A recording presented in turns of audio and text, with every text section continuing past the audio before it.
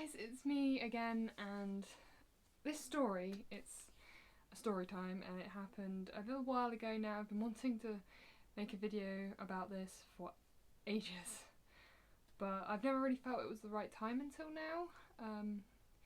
Basically, this video is going to be about really terrible job interviews that I have had, and this one in particular was by far the worst. So yeah, hope you enjoy.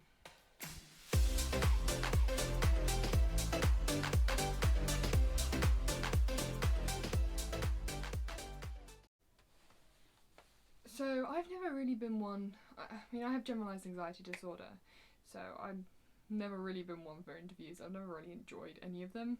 I've had many in my life. I've had 4 different jobs now. I have had different interviews for different things. It's through school, through college, through all of the above. I've had many job interviews, and a member of my family is a careers advisor, so you know I've probably had a CV since the age of 7, so I'm very aware of these things, and as far as I'm aware, I've done pretty well in job interviews for most of my life. But this one, I mean, this was the first one that I'd ever had as a disabled person. As a visibly disabled person, because I've probably had EDS for all of my life, but I've only really developed chronic regional pain syndrome within the last year and a half, probably a bit over now. So this was my first ever interview, really, as a disabled woman. Now,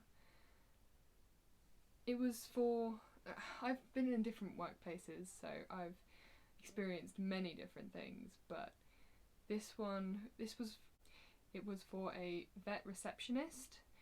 Now, obviously I couldn't be a vet because I'm not qualified as a vet, and, well, I'd really be a pretty lousy vet, being that I couldn't exactly carry any of the animals, I wouldn't be able to hold them or stand up for too long, so being a vet I never really wanted to be a vet anyway, but I certainly know I wouldn't, and I'm squeamish, so I'd be a very lousy vet.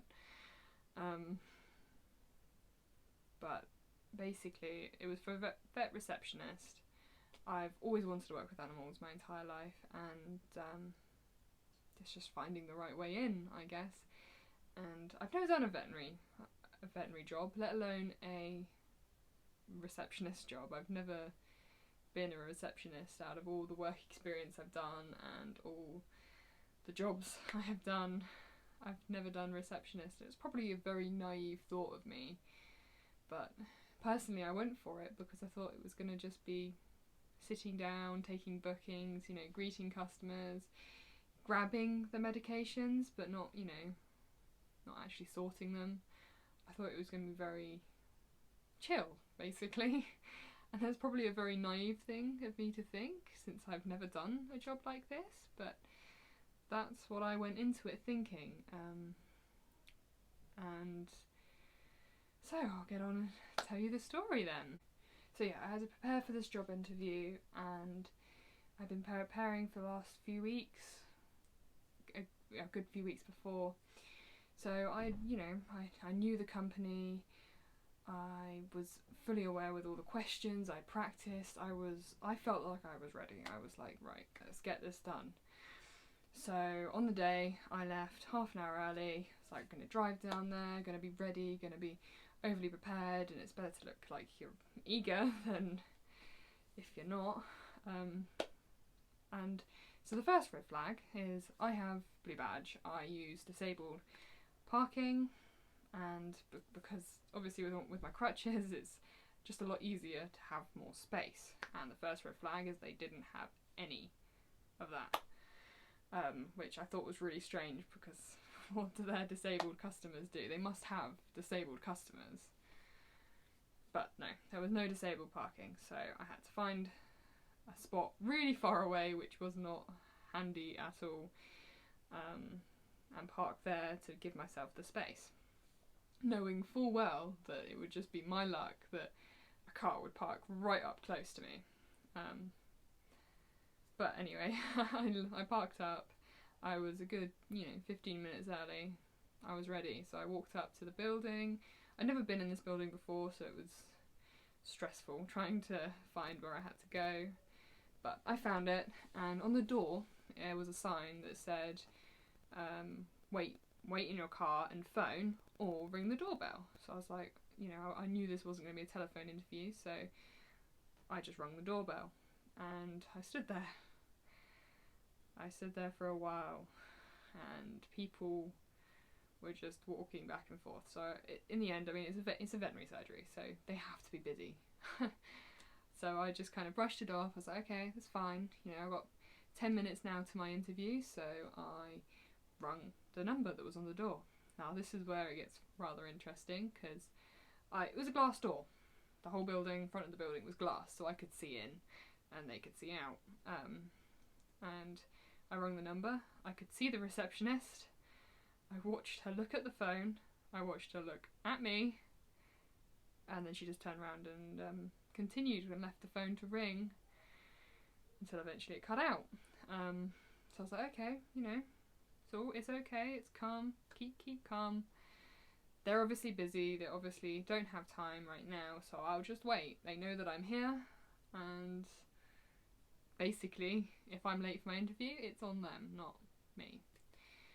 So I waited another 5 minutes, so I had about 5 minutes to my interview now. And then this woman turned up. She had 2 cats with her in 2 different crates, and she was literally a good meter away from her car, not even that. And she put her cats down, and I told her that they're not picking up the phones, and the doorbell they're not answering. So she tried the doorbell anyway, and to no prevail. And not long after that, another woman turned up with her dog. And yeah, that was about it. So now, when they opened the door, it must have been actually at 2, so at my job interview time. And someone came out and she asked me, it was a veterinary nurse, and she asked me whether or not I was being served, and I said no, I wasn't. And I said that I was here for a job interview. She was like, okay, it's fine, someone will be out to get you in a bit. So I was fine. She was polite. I just kind of stood aside and waited. And I have no idea what came over her. Like, I have no idea. But she turned to the woman with the 2 cats and she was like, what are you here for? And she was like, I'm here to see the vet. And she was like, can you not read? Pointing at this sign on the door. And the woman was like, yeah, but I'm here to see the vet, and my car's just there. And she was like, oh, well, you have to go and wait in your car then. And it was like, really? I mean, I was just shocked by this. I mean, I've been in enough customer service roles now to know what good customer service was, and she was definitely not showing that at all. Like, not showing it.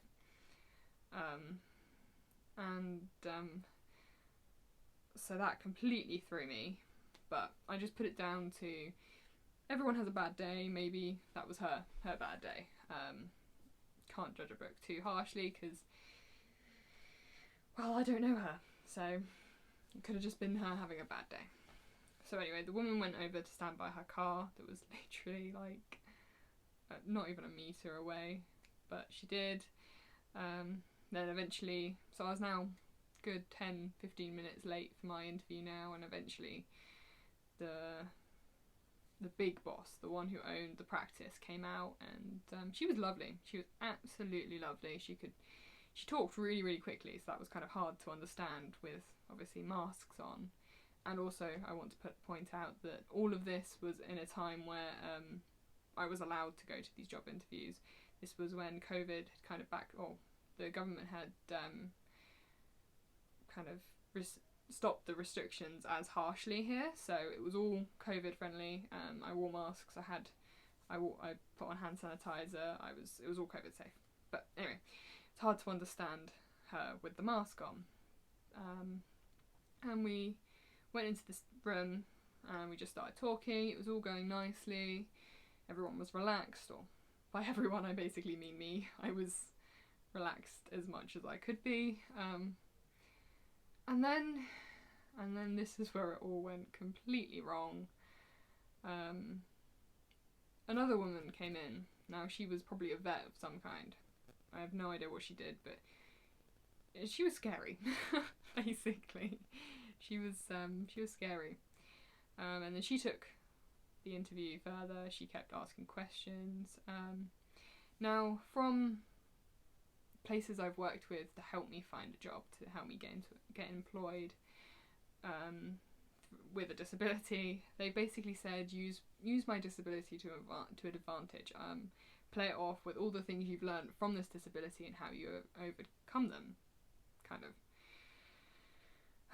So I was just going with what I'd been told. I kept on mentioning how the resilience and other things that come with having to get over a disability or work around one. And every single time I mentioned anything to do with my disability, this woman tutted and rolled her eyes. And it wasn't even like hidden. She didn't even try to hide it. She was very visibly... I don't know whether she was disgusted by it, or I have no idea what went through her head, but she completely threw me off because she was horrible. She was very blunt with the way she spoke to me. She was just horrible. So yeah, that completely threw me off my interview. I felt my heart rate pacing. I was a mess. I kept stuttering. I couldn't get my answers out. She completely threw me off. And now my disability is not something I can hide. It's very, very open. I wear a brace to help with my knee and my ankle. I use crutches. I can't literally be any more visibly disabled. And I've heard it all. I've heard all the excuses, I've heard people call me the disabled girl, the crippled girl. I don't want the slow one. I've heard all the insults you can possibly say, but I've never experienced that from an employer before. I've never had an employer or potential employer be so rude. Never had that. I mean, if she had a problem with me, that's fair enough, but I hadn't done anything to her. I guess I didn't mention in my CV that I was disabled, but that's because I don't feel comfortable with doing that, and I don't have to do that. But either way, she was horrible, and after the complete catastrophe of an interview was over, I then went on a tour around the practice, and unfortunately she was the one that took me, and every room that I went into she said, "Oh no, you can't fit in there, you're with your sticks and everything, you'll just knock everything over." And she was very, very rude and very, I think the right word's condescending. She was very condescending at the same time. And to be honest, I don't think that this is an unusual thing. I mean, I'm fairly new to the disabled community, but I have a funny feeling that lots of people with disabilities experience these things. But I just thought I'd share my first experience with all of this. So do let me know if you have experienced things like this. I'd love to hear other people's stories just to make me feel less alone. And yeah, thank you for listening.